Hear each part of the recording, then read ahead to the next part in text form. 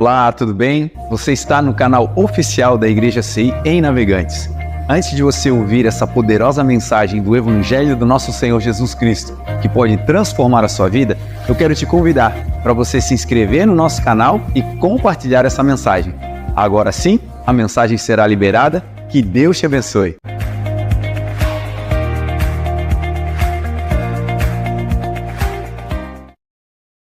Lucas 8, verso 40, vai contar a história de um milagre que Jesus realizou em Cafarnaum, na sua cidade, na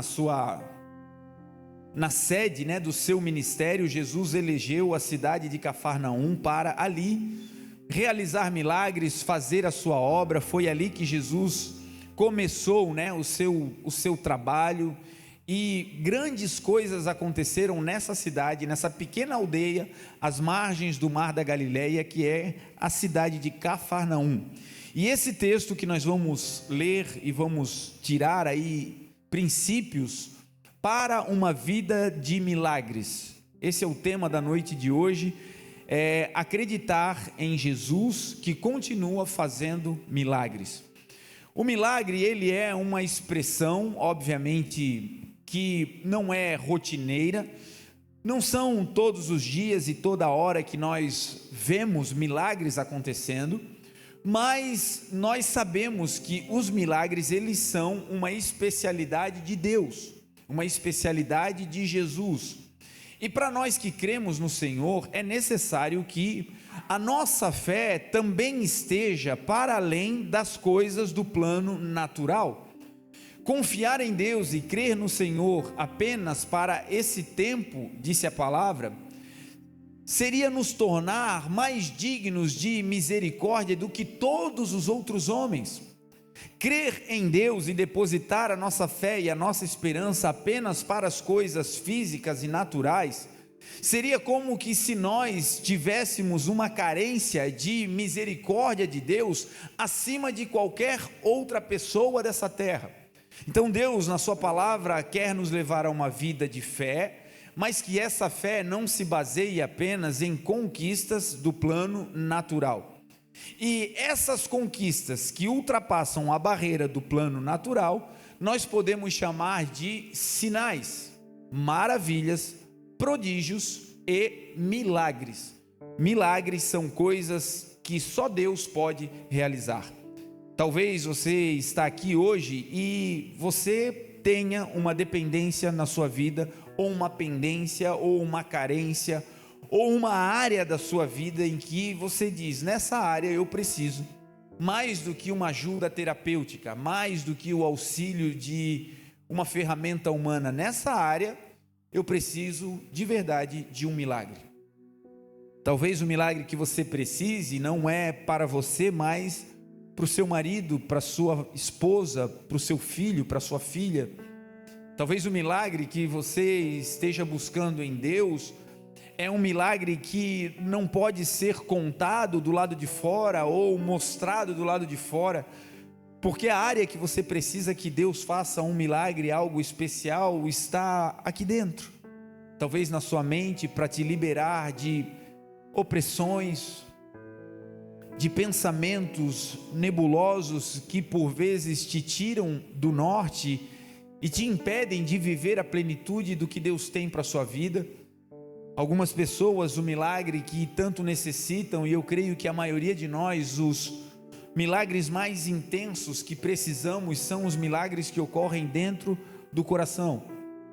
É aquele milagre que o Senhor faz quando tira de nós um coração enrijecido, um coração petrificado, um coração que passou por situações que são reais, que foram de verdade difíceis, importantes, que marcaram negativamente as nossas vidas, mas que entretanto nesse tempo já não tem mais valia.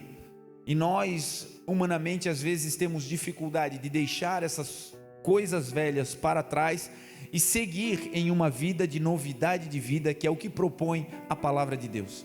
Então, se você está aqui e existe alguma área que você precisa mais do que uma ajuda, você precisa de um milagre, essa é a noite para nós caminharmos na palavra de Deus e vermos como Jesus vai pontuando princípios para a realização de um grande milagre.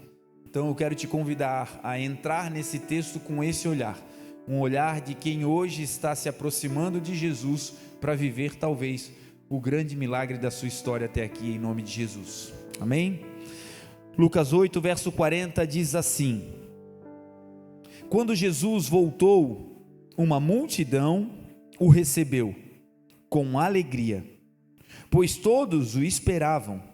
Então um homem chamado Jairo, dirigente da sinagoga, veio e prostrou-se aos seus pés, e implorando-lhe que fosse até a sua casa, porque a sua única filha, de cerca de 12 anos, estava à morte.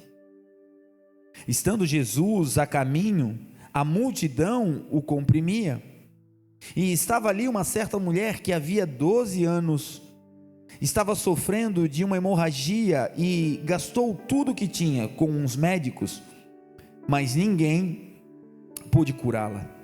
Ela chegou por detrás de Jesus, tocou na borda do seu manto e imediatamente cessou a sua hemorragia. Quem tocou em mim? Perguntou Jesus. Como todos negassem, Pedro disse: mestre, a multidão se aglomera e te comprime. Mas Jesus disse: alguém me tocou. Eu sei, porque de mim saiu virtude. Em outras traduções vai dizer: de mim saiu poder. Então a mulher, vendo que não conseguiria passar despercebida, veio tremendo e prostrou-se aos pés de Jesus. E na presença de todo o povo contou por que tinha tocado nele e como fora instantaneamente curada. Então ele lhe disse: filha, a sua fé a curou, vá em paz. Em outros evangelhos vai dizer: filha, a tua fé te curou, vá e seja livre deste mal. Enquanto Jesus ainda estava falando, chegou alguém da casa de Jairo, e o dirigente da sinagoga, e disse: sua filha morreu, não incomode mais o mestre. Ouvindo isso, Jesus disse a Jairo: não tenha medo, tão somente creia, e ela será curada. Quando chegou à casa de Jairo, não deixou ninguém entrar com ele, exceto Pedro, Tiago e João, o pai e a mãe da menina. Enquanto isso, todo o povo estava se lamentando e chorando por ela. Não chorem, disse Jesus, ela não está morta, mas dorme. Todos começaram a rir de Jesus, pois sabiam que ela estava morta. Mas ele a tomou pela mão e disse: menina, levante-se. O espírito dela voltou e ela se levantou imediatamente. Então Jesus lhes ordenou que dessem de comer a ela, e os pais dela ficaram maravilhados. Mas ele lhes ordenou que não contassem a ninguém o que lhe tinha acontecido. Amém? Oremos juntos, nos unamos agora em oração. Pai, obrigado, Senhor, porque Tu és um Deus bom, porque eterna é a Sua misericórdia, porque o Senhor é um Deus que nos ajuda nas nossas fraquezas. Ajuda-me, Senhor, agora a ser um transmissor da Tua palavra, que o Senhor possa nos abençoar nessa noite, que não seja palavra de conhecimento do homem, mas que seja palavra rema, palavra do alto, poder de Deus. Ministra, Senhor, em cada coração, aqueles que aqui estão com o coração aflitos, ansiosos, ansiosas, pressionados, Senhor, talvez por uma resposta que precisam dar e não tem de onde tirar essa resposta, não tem como responder essa demanda. Esses, Senhor, são aqueles que se enquadram perfeitamente na categoria dos que necessitam de um milagre. Então, Senhor, faz nessa noite o Teu milagre, o milagre da fé, o milagre da cura, o milagre da libertação, o milagre, Senhor, que cada um de nós precisa. Muda a nossa mente e o nosso coração, para que possamos crer que o Jesus que fez milagres em Cafarnaum é o mesmo Jesus que faz milagres hoje para a glória de Deus. Em nome de Jesus, amém. Amém? Milagres, como nós começamos a pregar nessa noite, eles são aquelas atuações sobrenaturais, divinas de Deus sobre a terra, sobre a vida de alguém. Agora, viver um milagre precede uma grande dificuldade. Para você viver um milagre é necessário que uma dificuldade enorme esteja te acometendo, esteja como que um invólucro da sua própria existência. Milagre não é algo que Jesus faz para mostrar o seu poder. Milagre não é algo que Jesus realiza para demonstrar a sua capacidade de realizar. Ele não precisa disso. Milagres nunca são uma exposição do poder de Deus no sentido alegórico apenas para demonstrar que Ele pode fazer. Deus é Deus e Ele pode tudo. Então o milagre, quando acontece, ele pressupõe uma grande dificuldade. Quando o milagre acontece, ele acontece porque Deus vem para intervir em uma área onde nós, seres humanos, já esgotamos a nossa possibilidade de resolução. O milagre vem quando um processo terapêutico já não surte mais efeito.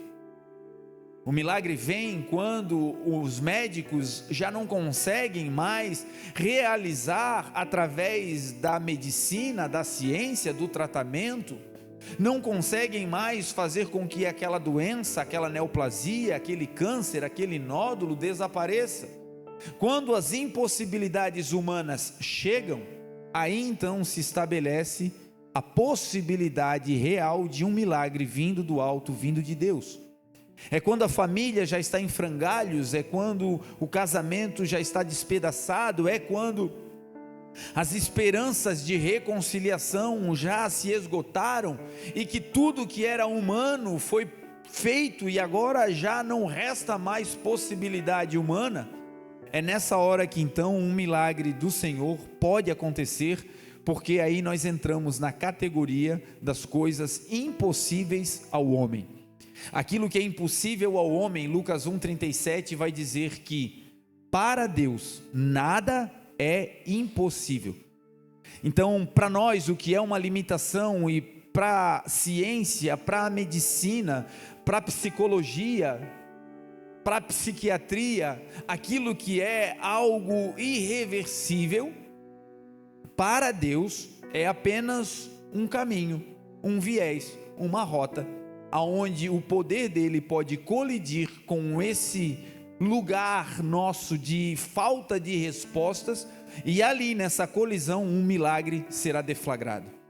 Então, se você tem na sua vida uma área que você diz, olha, aqui eu já tentei de tudo, pode ser do lado de fora, na sua vida financeira, na sua vida matrimonial, na sua vida de maternidade, paternidade, na sua vida profissional, enfim, do lado de fora ou do lado de dentro, com medos, com traumas, com temores, o Deus do impossível, o Deus que fez milagres lá em Cafarnaum, o Jesus que andou sobre as águas, é o mesmo Jesus que tem poder hoje para fazer milagre na minha e na sua vida. Dito isso, nós vamos perceber que quando Jesus realizava milagres, os milagres que Jesus realizava, eles tinham uma sequência. Jesus, de maneira pedagógica, não apenas realizava algo, mas ao realizar um milagre, ele fazia com que um ensino ficasse depois que o milagre acontecesse.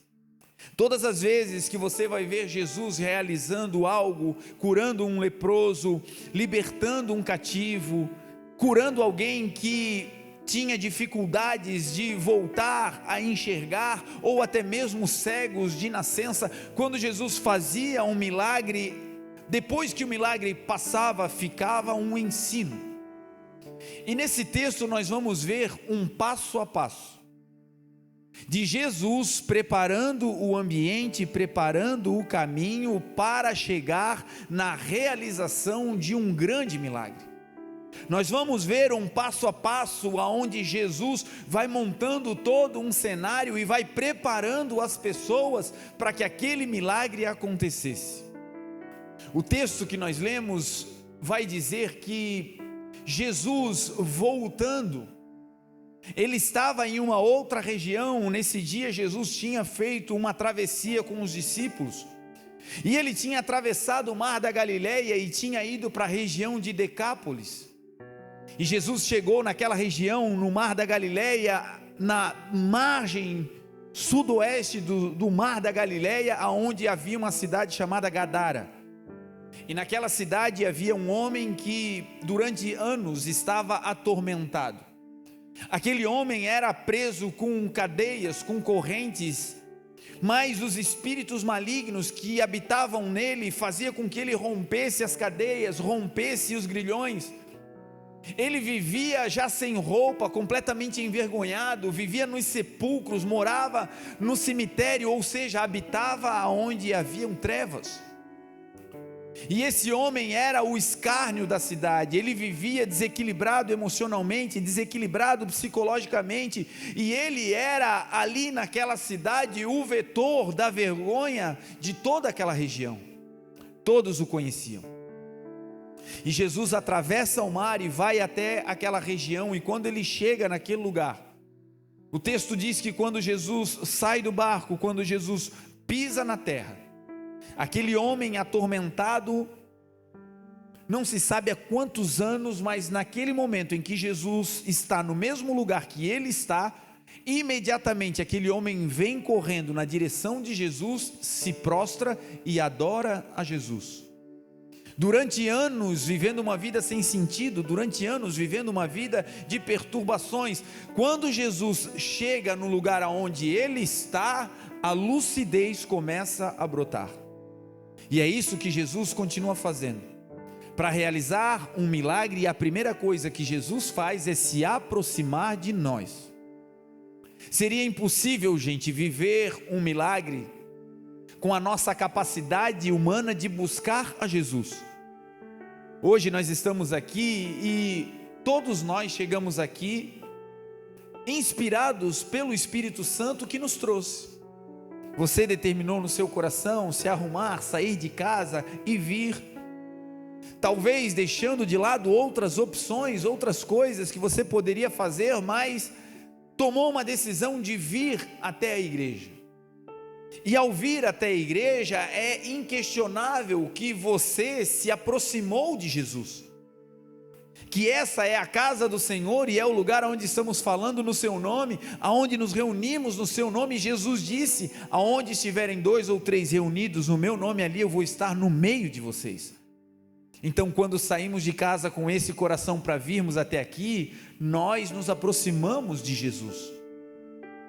Agora, algumas pessoas pegam essa primeira parte da missão de se aproximar do Senhor e hipervalorizam esse fato. Quando as coisas dão errado, dizem: Senhor, eu estou te buscando, eu estou indo para a tua presença, Senhor, eu estou fazendo a minha parte, e parece que a vida está retrocedendo, parece que as coisas não estão avançando. Algumas vezes até parece que ao se aproximar do Senhor, em um primeiro momento, o vento contrário aumenta. As coisas que deveriam fluir começam a se travar. Problemas de toda ordem começam a borbulhar à nossa volta. E muitas pessoas dizem: Senhor, não parece ser justo o que eu estou vivendo. Porque se eu me aproximo de Ti e estou gastando a minha energia para chegar mais perto de Ti, seria natural que a minha vida fluísse, que coisas boas acontecessem. E nesse momento, vem no nosso coração humano uma reivindicação de um direito. Senhor, se eu estou Te buscando, o Senhor deveria fazer algo por mim. Se eu estou Te buscando, Senhor, eu mereço que a minha vida flua, entre em um outro patamar. E aqui é necessário nós começarmos essa fala para dizer que só é possível buscar e se aproximar de Jesus, porque primeiro foi Ele quem se aproximou de nós. Não existe mérito algum, meu e seu, de termos encontrado Jesus. O mérito é totalmente dele. De sorte que haja entre vós, diz a carta à igreja de Filipenses, o mesmo desejo que há em Cristo Jesus, o qual, sendo Deus, não teve por usurpação ser igual a Deus, não quis ser igualado ao Deus, pelo contrário, esvaziou-se a si mesmo. Jesus, o Rei da Glória, vivia no trono, na eternidade com o Pai, e o texto diz que ele não se apegou ao fato de ser Deus, pelo contrário, esvaziou-se a si mesmo. Por que se esvaziou? Porque o Criador do universo não caberia nessa nossa atmosfera natural. Jesus precisou se apequenar, precisou se esvaziar para ser introduzido em um ventre de uma mulher. Se apequenou a ponto de se tornar uma pequena semente. Entrou no corpo humano em uma forma microscópica. E ele era o Rei da Glória, o Criador de tudo, se esvaziou ao ponto de se tornar um embrião entre nós.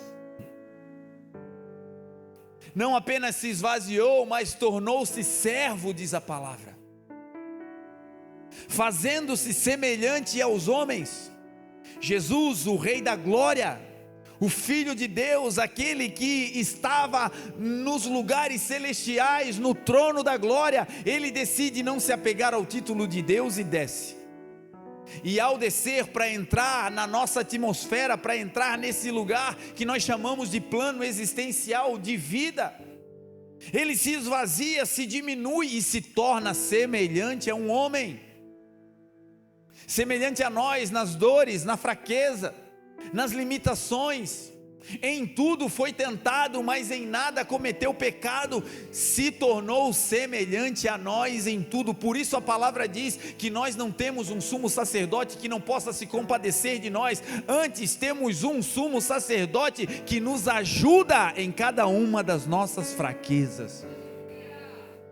Esse Jesus, o grandioso, o Rei da Glória, a majestade santa, o sacerdote real, ele sai da glória e desce. E vai ser obediente até a morte. Passou por todas as crises, passou por todas as pressões do mundo e não cedeu a nenhuma delas e foi obediente até morrer. A sua morte foi a morte de cruz. E na crucificação, quando morre completamente obediente na cruz do Calvário, o texto vai dizer: e porque ele foi até esse lugar obediente e se entregou em vida na cruz do Calvário, então Deus lhe deu o nome que hoje é acima de todo nome, para que ao nome de Jesus se dobre todo o joelho nos céus, na terra e debaixo da terra, e toda língua, em qualquer idioma, em qualquer hemisfério, tenha que declarar que Jesus Cristo é o Filho do Deus Pai. Não poderíamos encontrar Jesus aqui na noite de hoje, gente, se antes ele não tivesse saído da sua glória por amor a mim e a você, e tivesse vindo para a terra, se sacrificado, e então se tornasse o Rei dos Reis e Senhor dos Senhores. Um grande milagre vai acontecer e eu creio nisso. Toda guerra, ela é o prelúdio, ela é o prenúncio de que algo grande está para ser deflagrado da parte do Senhor. Todas as vezes que você encontrar uma grande oposição, uma grande barreira, todas as vezes que você estiver em uma batalha violenta que parece que você está retrocedendo, não conseguindo avançar, lembre-se, os gigantes que nós estamos enfrentando são proporcionais às vitórias que o Senhor vai nos dar.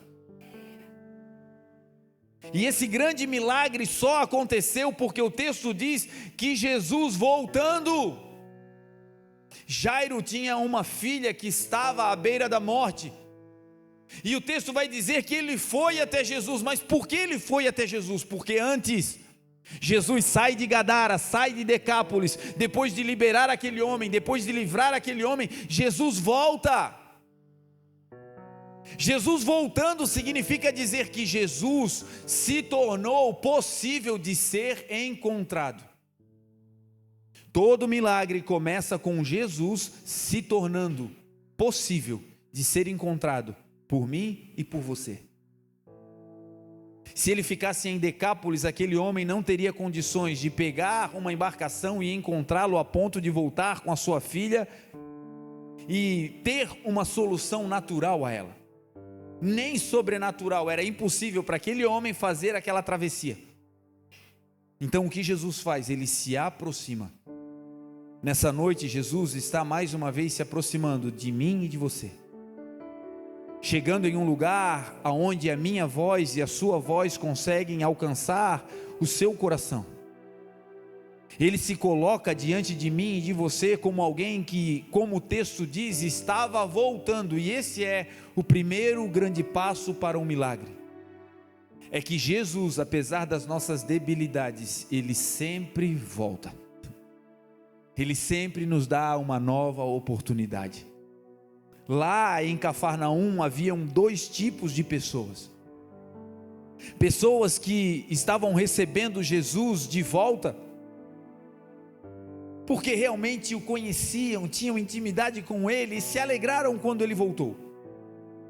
Porque já sabiam quem ele era e o que ele estava fazendo, mas ali também existiam pessoas que Jesus estava chegando para elas pela primeira vez.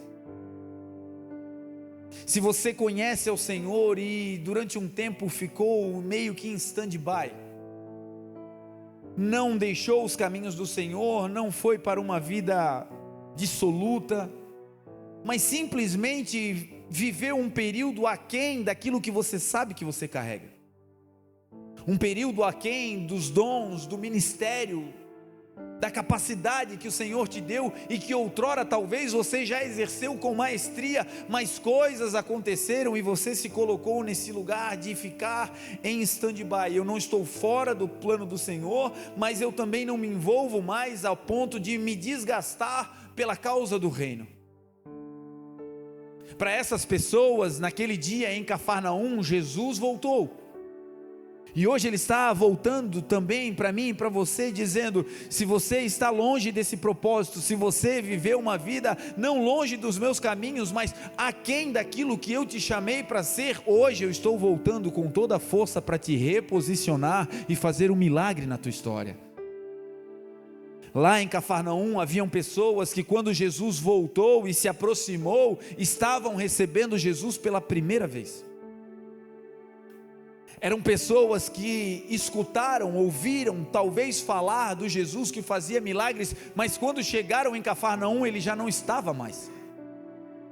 Foram pessoas que ouviram falar dos milagres que ele havia feito na sinagoga, naquele ambiente aonde Jesus passava e coisas extraordinárias aconteciam, e Jesus ali não estava.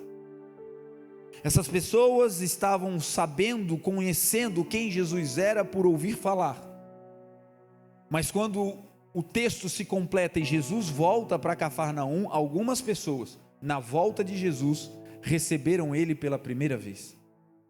E aqui está o lindo do Evangelho e da forma de Jesus fazer milagres.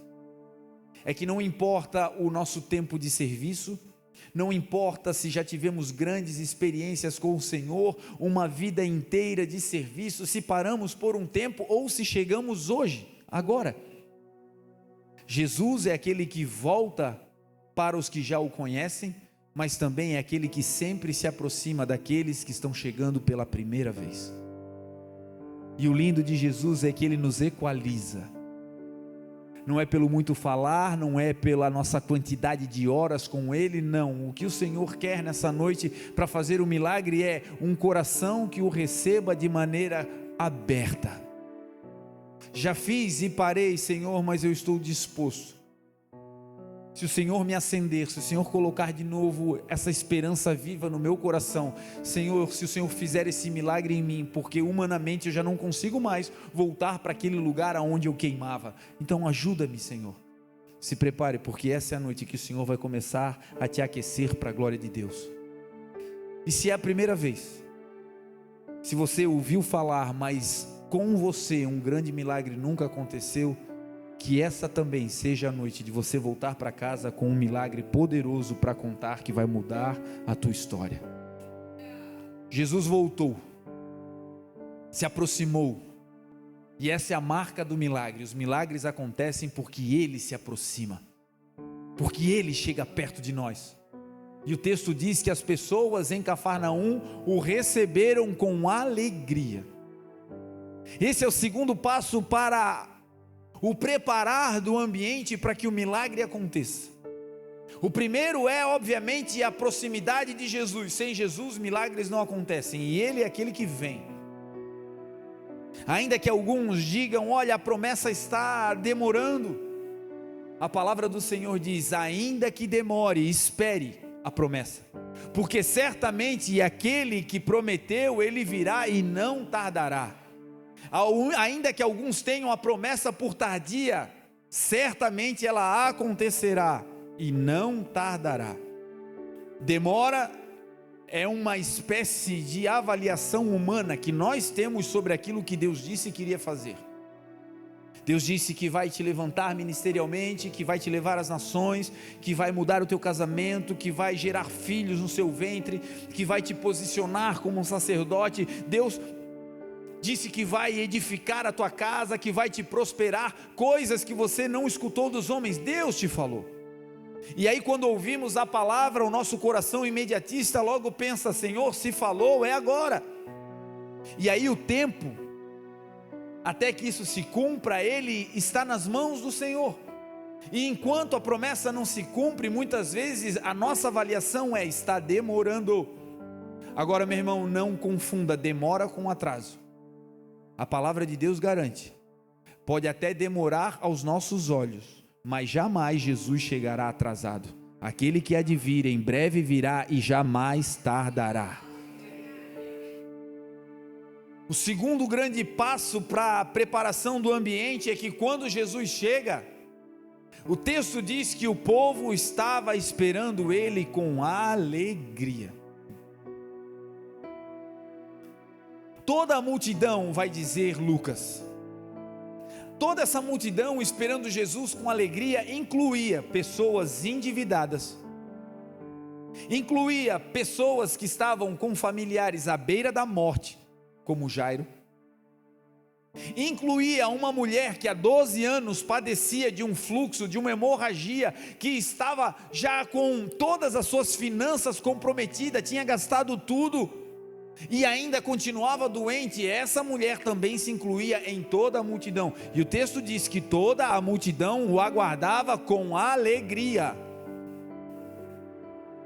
Doentes o esperavam com alegria, aprisionados esperavam Jesus e o receberam com alegria. Pessoas que saíram de casa deixando gente enferma, com a possibilidade de, quando voltar, já não encontrar mais eles com vida, quando viram Jesus, o receberam com alegria. O primeiro grande passo é entender que Jesus se aproxima de nós e o ambiente vai sendo preparado. O segundo é receber Jesus com um coração alegre, independente da demanda que nós viemos trazer até Ele. Por vezes a doença nos rouba a alegria, por vezes a ansiedade nos tira o prazer, por vezes o caos familiar e as angústias tiram a alegria de receber Jesus. O final desse texto é um milagre poderoso que vai tomar conta de toda a cidade inteira vai ficar em festa. Mas isso não acontece sem que o povo que receba Jesus o receba com um coração alegre.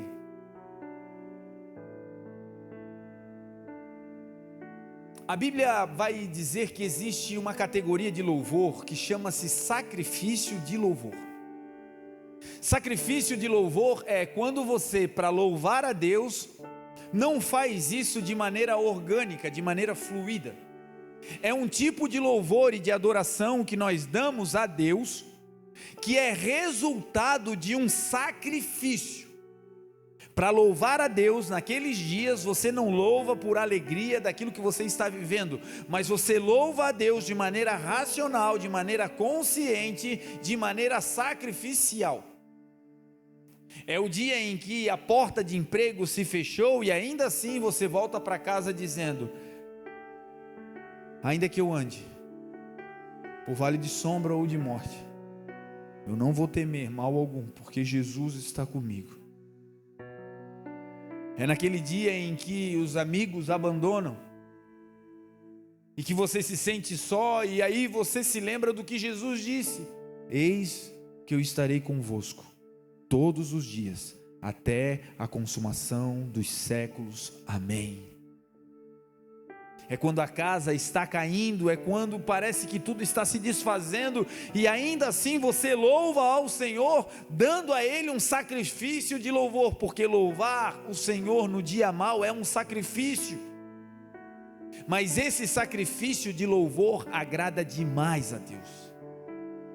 A Bíblia diz que o sábio Salomão vai escrever em Provérbios e ele vai dizer: adorar a Deus com um coração entristecido é como derramar vinagre em uma ferida aberta. Louvar a Deus no dia da perda, louvar a Deus no dia do velório, louvar a Deus no dia da derrota, louvar a Deus no dia mau é como derramar vinagre em uma ferida. Uma ferida aberta onde você derrama vinagre, no primeiro momento arde, dói demais. É aquele dia que você começa a adorar a Deus com um coração tão pesaroso que só caem lágrimas do seu rosto. É aquele dia em que você está dizendo: Deus é bom, mas aqui dentro você está destruído. E você faz isso porque você crê nele acima das suas dores, porque você crê como Jó, quando tinha perdido tudo, se coçando com cacos de telha, completamente enfermo, e ele disse: eu sei que o meu Redentor vive, e que por fim ele se levantará sobre essa terra. Que quando não haviam mais respostas na terra, ele declarou: há esperança.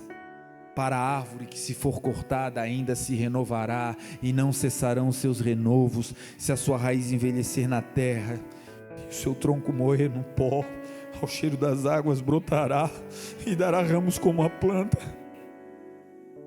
porque ele é fiel, e quando ele promete, no tempo dele, vai se cumprir. Então adorar a Deus com alegria no dia mau é difícil demais, mas esse povo, lá em Cafarnaum, consegue entrar e formar um ambiente perfeito para que o milagre aconteça. Apesar das dores, das dívidas, das tribulações, eles estavam felizes com a chegada de Jesus. A alegria em receber ao Senhor é um atributo de honra. Quando nós queremos honrar alguém, nós podemos fazer isso por várias vias. Você pode honrar alguém dando uma oferta, um presente. Honrar aquela pessoa dando algo simbólico, material, que seja significativo para você. Não tem a ver com valor monetário, mas tem a ver com o valor que aquilo tem para você quando você entrega. Então você pode honrar uma pessoa assim, dando algo a ela. Você pode honrar alguém falando coisas edificantes, relevantes para aquela pessoa que você quer honrar. Um discurso, uma poesia, uma declaração, uma palavra afirmativa, isso também é uma manifestação de honra. Podemos honrar pessoas fazendo festas. É o meio mais tradicional que nós temos de celebrar e honrar a vida de alguém. Quando faz aniversário, quando passa em uma prova, em um processo seletivo, fazemos uma festa para honrar aquela pessoa. Agora, o maior atributo de honra que nós podemos dar a alguém é quando essa pessoa chegar no ambiente em que estamos, o nosso coração se manifestar em sincera alegria. Porque eu posso dar um presente para honrar, mas o meu coração não traduzir, não manifestar essa alegria. Podemos fazer uma festa cheia de coisas, mas estar todo mundo de cara feia naquela festa, e apesar de ser uma festa para honrar, quem chega não se sente bem. A maior manifestação de honra é receber quem chega com alegria. Por isso a palavra do Senhor, o salmista vai dizer: alegrei-me quando me disseram, vamos à casa do Senhor. Eu me alegrei com a multidão que festejava, porque eu fui à casa de festa com alegria e louvor, com a multidão que celebrava. Por que estás abatido, a minha alma, e por que te perturbas dentro de mim? Espere em Deus, pois ainda o louvaremos pela salvação da sua face. O salmista escreve isso como alguém que entende que a alegria é a manifestação de honra. Você pode não ter um presente para dar, mas se você der um bom sorriso e um abraço que ferve, quem chegar no ambiente onde você está vai se sentir honrado.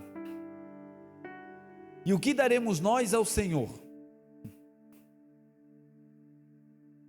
Como poderíamos nós dar algo físico para honrar a Jesus que nos deu a vida? Será que existe algo nessa terra, materialmente falando, que impressionaria Jesus ao receber? Será que uma pedra preciosa dada a Jesus o impressionaria? Será que levar Jesus em um lugar lindo dessa terra o impressionaria ou levaria ele a um lugar de se sentir honrado? Tudo que tem nessa terra foi Jesus quem criou. Tudo foi feito por Ele, sem Ele nada do que foi feito se fez. Em Jesus está a vida, e a vida é a luz dos homens. A luz resplandece nas trevas, e as trevas não podem vencer a luz. Jesus é aquele que criou todas as coisas. Então qual é a manifestação humana que Jesus recebe? Louvor de alegria. Celebrai com alegria todos os povos da terra. Palavra de Deus. Jesus dizendo: quer me agradar? Chegue na minha presença com alegria. Deixe de lado os teus traumas, deixe de lado as tuas dores, coloque em segundo plano o que você veio pedir, em num primeiro momento me adore com o teu coração alegre. Pode ser que você chegou triste, e um coração entristecido quando adora ao Senhor é como vinagre, arde, dói demais. Mas sabe qual é a sequência disso? Uma ferida aberta, quando um vinagre é derramado, ela também sofre um processo de asepsia, de limpeza. Os germes são exterminados e aquela ferida aberta agora tem possibilidades plenas de se transformar em uma cicatriz. Feridas abertas que nós chegamos sangrando, começamos a adorar ao Senhor e de repente aquela dor passa. Porque quando alegramos o Senhor, honramos a Ele com a nossa alegria, o ambiente é preparado. Cafarnaum inteira se reúne às margens do mar da Galileia e Jesus, quando chega, é celebrado com festa. E quando ele chega nas margens, o texto vai dizer que o chefe da sinagoga, Jairo, vai até o Senhor e vai fazer um pedido até Jesus e vai dizer: Senhor, a minha filha está à beira da morte, vai até minha casa, impõe as tuas mãos sobre ela e ela ficará curada. Chefe da sinagoga, o texto diz que ele vai e se prostra aos pés de Jesus. As sinagogas nos dias de Jesus não eram apenas a igreja. As sinagogas no tempo de Jesus eram as repartições de educação e de governo da época. Os chefes da sinagoga na época de Jesus, eles não eram apenas uma figura religiosa, mas era uma figura religiosa de educação e política. Os chefes da sinagoga eram eleitos pela comunidade. Os chefes da sinagoga eram como os prefeitos da nossa época. Esse chefe da sinagoga carrega governo, poder, autoridade. É alguém que naquela cidade, naquela aldeia, todos conheciam. Era uma autoridade eclesiástica e política. Mas quando ele vê Jesus, ele faz algo que prepara o ambiente, que é o terceiro passo para que o milagre aconteça. Saber que Jesus se aproxima, receber Jesus com alegria, e terceiro, quando chegar na presença do Senhor, chegar em um lugar de humildade. Ele não chega como o chefe da sinagoga e o prefeito da cidade, como quem diz: Senhor, nesse lugar eu sou autoridade, eu estou com um problema, por favor, resolva a minha demanda. Não. O texto diz que quando ele vai até Jesus, ele se prostra, diz a palavra. Ele chega aos pés de Jesus. A cidade inteira vendo o prefeito aos pés do Senhor. Já pensou que lindo a cidade e a nação inteira vendo o presidente aos pés do Senhor? Já pensou que lindo a nossa casa inteira aos pés de Jesus? Não importa quanto dinheiro tem, quanto conhecimento tem, não importa de que área veio, já pensou que lindo toda a nossa casa aos pés de Jesus? Os pés do Senhor Jesus é o lugar onde milagres extraordinários aconteciam. Os pés do Senhor Jesus é um ambiente onde flui, onde brota a verdadeira adoração. Chegar nos pés do Senhor é tocar no coração de Jesus. Aqueles que chegam por baixo, aqueles que chegam nessa situação não de humilhação, mas de humildade, reconhecendo que Jesus é o governo do lugar, porque foi isso que Jairo fez. Ao ser o prefeito, se colocar aos pés do Senhor e pedir algo a Jesus, ele estava dizendo: olha, eu te entrego o governo dessa cidade, quem governa aqui não sou eu, o governo e a autoridade sobre esse lugar é teu, eu reconheço a tua autoridade. Chegar aos pés de Jesus é o pai e a mãe reconhecer: Senhor, nós estamos fazendo o melhor que a gente pode com todas as forças para educar esse menino e essa menina, mas sobre ele, quem é o governo és tu, Senhor, cuida dele, cuida dela. Senhor, eu estou fazendo o melhor que eu posso para manter essa empresa, a vida financeira da minha família, Senhor, mas eu preciso da tua ajuda, e eu reconheço aos teus pés que o governo sobre a minha vida não sou eu, Senhor, sobre mim quem governa é o Senhor. E Jairo se entrega naquele ambiente, sem vergonhas, sem reserva, chega nos pés do Senhor e atinge o coração de Jesus. Por vezes a nossa demanda é lícita, por vezes o que estamos pedindo é até a vontade do Senhor para mim e para a sua vida, mas a maneira como pedimos é uma maneira inadequada. A Bíblia vai contar a história do dia em que Jesus, ele vai até Betânia, e quando ele chega lá, um lugar que ele estava acostumado a passar e a chegar antes de entrar em Jerusalém, ele ficava hospedado na casa de Marta, de Maria e de Lázaro. Em um determinado momento da história, Lázaro fica doente, mandam chamar Jesus, ele passa 2 dias no lugar onde estava, e depois chega a notícia do agravamento da doença. Essa é uma outra marca de milagres de Jesus. Era uma pequena dívida, se agravou, se transformou em impagável. Aos olhos humanos, Jesus demorou. Era uma pequena doença, era uma pequena enfermidade, mas se agravou e levou para a morte. Então Jesus, que poderia ter resolvido antes, enquanto era solucionável, se atrasou. Quando temos esse sentimento de que o problema, a demanda está se agravando, para quem não conhece o Senhor, parece que Ele não vai realizar, mas para quem entende o coração de Jesus, é Ele dando tempo, para que quando Ele realize aquele milagre, a glória dEle não seja dividida com ninguém, que a glória dEle seja manifestada de tal maneira que todo mundo, até nós, vamos ter que dizer, não foi coisa do homem, não teve participação humana, quem realizou essa obra poderosa foi Jesus. E é isso que o Senhor vem fazendo, é isso que o Senhor vem realizando, é isso que o Senhor vem nessa aldeia, se movendo para estabelecer. O texto diz que Jairo se ajoelha, e quando ele fica aos pés do Senhor, ele encontra um lugar de acesso ao coração de Jesus. Quando Jesus vai a Betânia e Lázaro está morto, Marta sai de casa e vai até Jesus. E quando ela chega em Jesus, ela diz: Senhor, se tu estivesse vindo antes, o meu irmão não teria morrido. Como quem diz: Senhor, se tu tivesse resolvido antes, o problema não tinha se agravado e estava tudo certo, mas agora não tem mais jeito.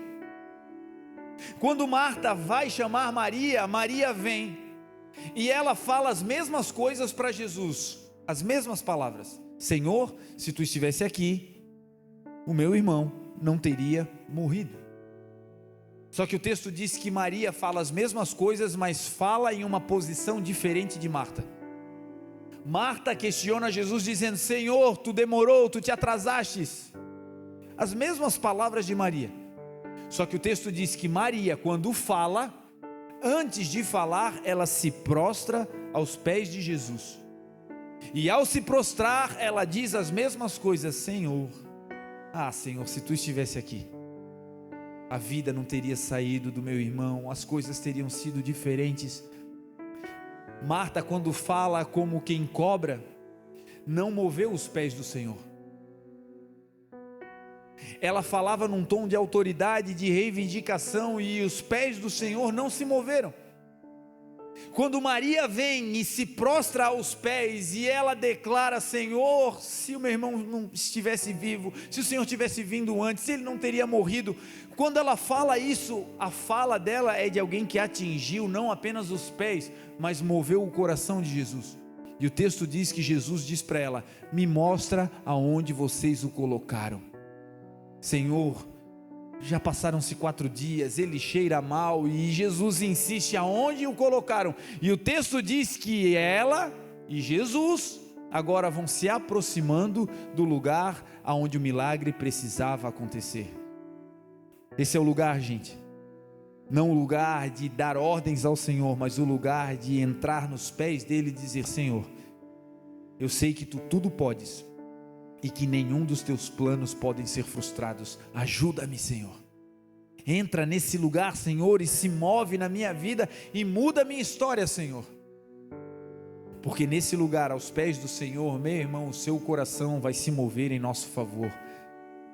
E daqui a um tempo nós vamos contar: não foi no dia que eu estava forte que o milagre aconteceu, mas foi no momento de minha maior debilidade, da minha maior fraqueza, que o Senhor me encontrou, moveu o meu cativeiro e transformou a minha história.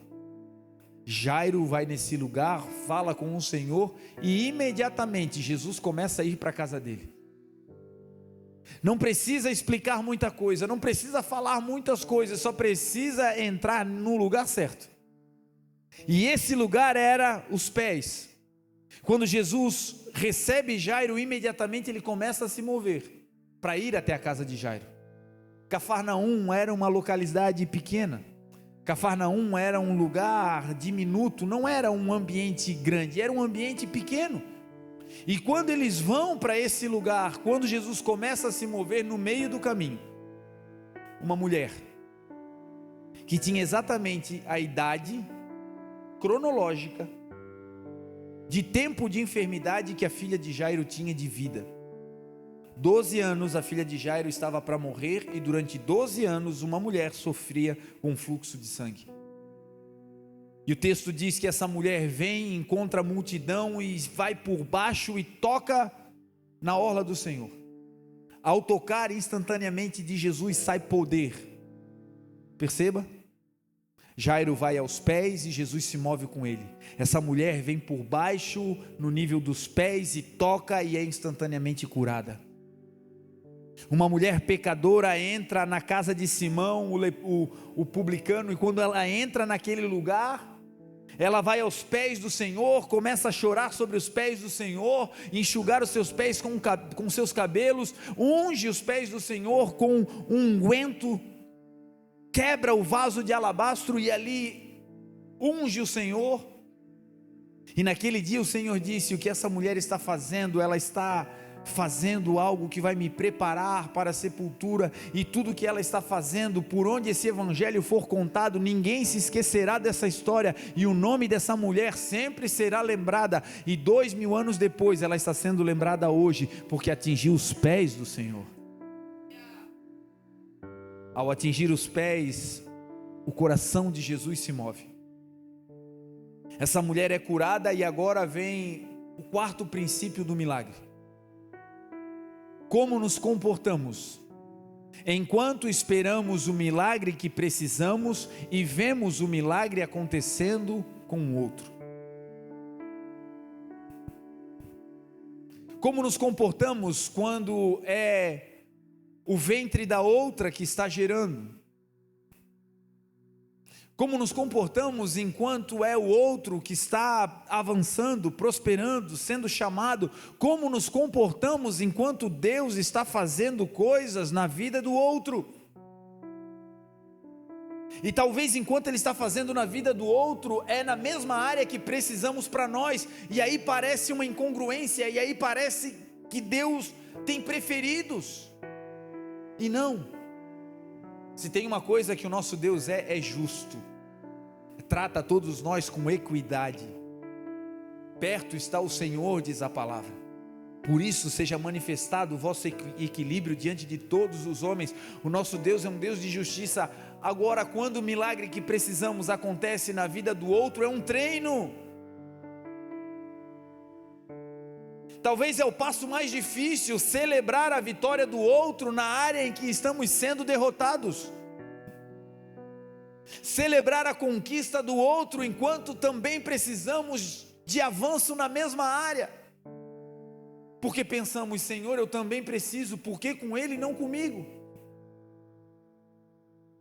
Gente que tem esse entendimento de que enquanto o Senhor está fazendo na vida do outro, é para ele um treino, um exercício de fé, é um aquecer do coração, como quem diz, não com egoísmo, fez por ele, não fez por mim, mas com o coração de quem conhece a essência de Deus, que é um Deus que ama a todos, e fica pensando: se ele curou ela na mesma área que eu preciso de cura, é porque o poder que se manifestou na vida dela também vai se manifestar na minha vida. É porque a porta que Deus abriu para ele também vai abrir para mim, porque o Deus que fez ontem vai fazer hoje, vai fazer eternamente. É um treinar do coração, não como uma competição de quem diz primeiro eu, não, como quem sabe, ele está preparando um caminho, ele está se manifestando, e daqui a pouco o que está acontecendo com outros, porque ele é fiel, também vai acontecer comigo. E é por isso que os testemunhos servem para a edificação da igreja. É quando alguém conta um testemunho e naquela área você precisa de um milagre, aquilo não é para gerar competição, mas é para dizer: olha, o Deus que fez nela está querendo também realizar em ti. Pessoas que têm esse entendimento de se alegrar enquanto Deus se move na vida do outro, vão voltar para casa com as suas embarcações completamente lotadas. A Bíblia conta o dia em que Jesus vem passando nesse mesmo lugar, no mar da Galileia, aí em Cafarnaum, nas margens do mar, e ele vê 2 barcos na praia, e ele decide entrar em um barco. Ele decide entrar em um dos barcos, e o barco naquele dia que ele decidiu entrar era o barco de Pedro. O dono da outra embarcação poderia dizer: por que no dele e não no meu? Por que entrar nessa embarcação e não na minha? Por que ele agora e não eu? Mas o texto não diz que houve essa divisão no coração do dono do segundo barco, pelo contrário. O texto vai dizer que Pedro vai para o mar alto, e ele é tão abençoado que tem que chamar os barcos que estavam em volta, inclusive aquele segundo barco que estava na praia, com o dono que viu tudo que Jesus fez no barco de Pedro, e foi alvo da graça que transbordou na vida de Pedro e que agora também encheu a sua embarcação. Se você está vendo milagres acontecer perto de você, é um sinal de que logo logo o teu barco ficará cheio para a glória de Deus. Se você está vendo Deus se mover na vida de pessoas à sua volta, na igreja, nos ambientes onde você está, se essas histórias de sinais e maravilhas estão borbulhando, é porque Deus está te chamando para esse lugar de fé, preparando a tua mente, porque logo vai ser você que vai contar essa história dizendo: eu não tinha, mas agora eu tenho, porque Jesus me deu. E por fim, depois que Jesus cura a mulher do fluxo de sangue, e Jairo não vai embora, ele fica ali. Depois que Jesus dá uma aula para aquela multidão e para os discípulos, dizendo: todo mundo me aperta, mas só uma pessoa aqui de verdade me tocou. Todo mundo tem um contato físico comigo, mas apenas uma pessoa no meio dessa multidão acessou o meu coração. E essa mulher, a mulher do fluxo de sangue, ela volta para casa e Jesus diz: filha, a tua fé te salvou, vai e seja livre desse mal. Enquanto Jairo, que não foi embora, que não ficou revoltado, viu Jesus fazendo milagre na vida dela, chega uma má notícia.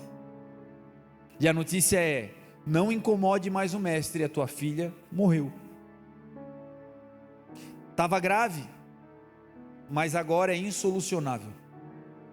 Estava difícil, mas agora é impossível. E as pessoas disseram: não incomode mais o mestre.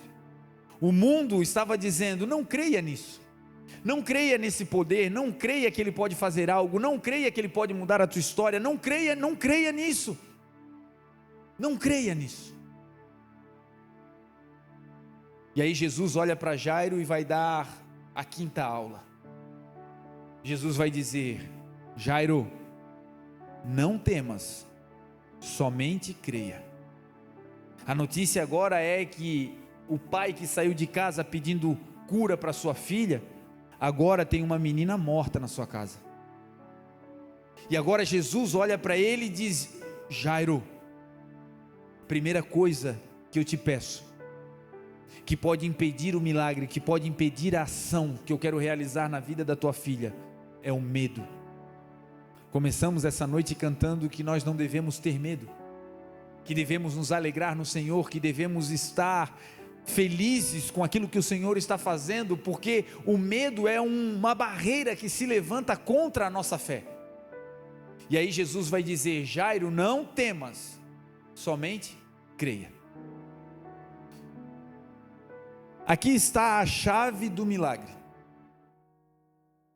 Jesus vai preparando todo o ambiente para chegar nesse ponto. E qual é o ponto? Quando Jesus diz para Jairo: Jairo, somente creia. Quando a gente escuta essa frase, somente creia, parece que é tipo assim: olha, bota fé, não desanima, vamos lá, siga crendo, creia, tenha vontade, não desanime. O texto que Jesus diz é curto, mas é extremamente profundo. Ele vai dizer: Jairo, somente.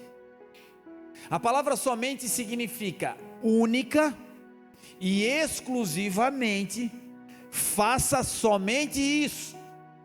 De todas as possibilidades que você tem, de tudo que você pode pensar, de tudo que você possa ver, de tudo que você possa ouvir, concentre todas as tuas forças para fazer uma coisa só, e essa coisa é creia.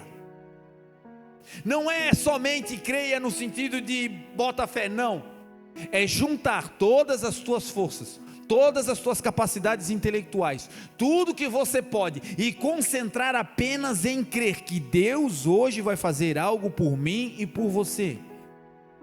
É não dar ouvidos aos pensamentos que dizem: mas eu já tentei e não deu certo. É somente crer, não pode duvidar, é fazer uma só coisa. É não ter medo, mas crer. É não olhar para o diagnóstico, mas crer. É não olhar para a porta que está fechada, mas crer. É de tudo que nós podemos fazer, concentrar em uma coisa: crer que Jesus hoje pode mudar a nossa história. E quando ele diz, creia somente, ele vai para casa. E quando chega na casa, Jesus agora vai preparar o ambiente onde a menina está. Porque o coração do pai está preparado. A cidade está preparada para receber, mas a casa não estava preparada para receber o milagre. Quando Jesus chega na casa, existem pessoas lá que estão chorando, se lamentando a morte da menina, vivendo em um tempo passado. Não estavam vivendo de acordo com o tempo de Jesus para aquela casa. As pessoas estavam vivendo no tempo da morte da menina. Mas Jesus lá atrás, quando diz para Jairo, Jairo, não temas, crê somente. Ali Jesus já tinha decretado que aquela menina voltaria para a vida. Jairo volta com aquela menina num espírito de que ela está viva, ela vai reviver, algo vai acontecer. Mas quando chega na casa ele encontra incredulidade. Na casa ele encontra pessoas chorando e se lamentando, como quem diz, acabou. E o que Jesus faz na casa? Remove o espírito de incredulidade. Tira do ambiente as pessoas que não conseguem ainda crer naquilo que ele quer fazer na vida daquela família. Passa uma peneira e começa a limpar a casa e a tirar todos aqueles que estavam celebrando a morte. E aí com Jesus vai entrar o pai, a mãe da menina, Pedro, Tiago, João e o Senhor. E aqui nós fechamos em 4 elementos que vão dar a tônica do ambiente preparado para o milagre dentro da casa. Primeiro, remover a incredulidade. Somente creia. Volte para a tua casa hoje crendo. Teu filho será salvo, tua família será salva, o teu casamento vai ser uma bênção, a tua família será estruturada. Ainda que você ande por vale de sombra ou de morte, nós não vamos temer mal algum, porque Jesus está conosco e Ele é fiel e Ele prometeu, e Ele não é homem para mentir, nem filho do homem para se arrepender, e agindo Jesus ninguém impedirá. Foco. Se Ele falou, se Ele disse, é isso que vai acontecer. Não olhamos para o vento, olhamos para Jesus. Remoção da incredulidade. Segundo, o ambiente de milagres é um ambiente onde tem que ter palavra de Deus. Jesus é o verbo, Jesus é a palavra de Deus que entra na casa. Aquela casa agora começa a ser encharcada com a palavra de Deus. Não é com palavras de derrota, não é com palavras de desânimo, agora é com palavras de vida. Eu sei que o meu Redentor vive e por fim se levantará. Ainda que eu ande por vale de sombra ou de morte, eu não temerei mal algum. Ainda que o Senhor passe por lugares longínquos, Ele disse, eu estarei convosco todos os dias, até a consumação dos séculos, amém. Encharcar a tua casa, a tua família, os teus dias com a palavra de Deus. O noticiário vai dizer, vai cair, vai quebrar, vai falir. As pessoas vão dizer, não tem jeito, está cada dia pior. Mas a palavra do Senhor é lâmpada para os nossos pés e luz para o nosso caminho. Jesus entra, retira a incredulidade e a palavra encharca aquela casa.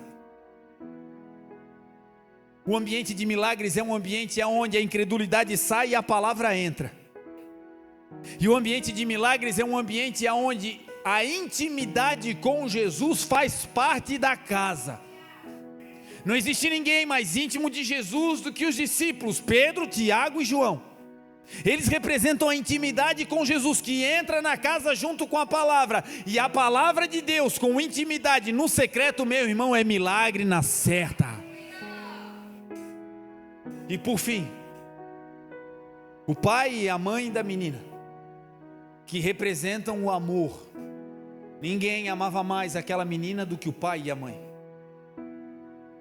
E quando a palavra entra, quando a intimidade com Jesus entra, e tudo isso é regado com amor, aquilo que estava caído, aquilo que estava morto, aquilo que estava prostrado, vai se colocar de pé em nome de Jesus. O texto diz que o Senhor toca na mão da menina e diz, Talita cumi. Menina, eu te digo, levanta-te.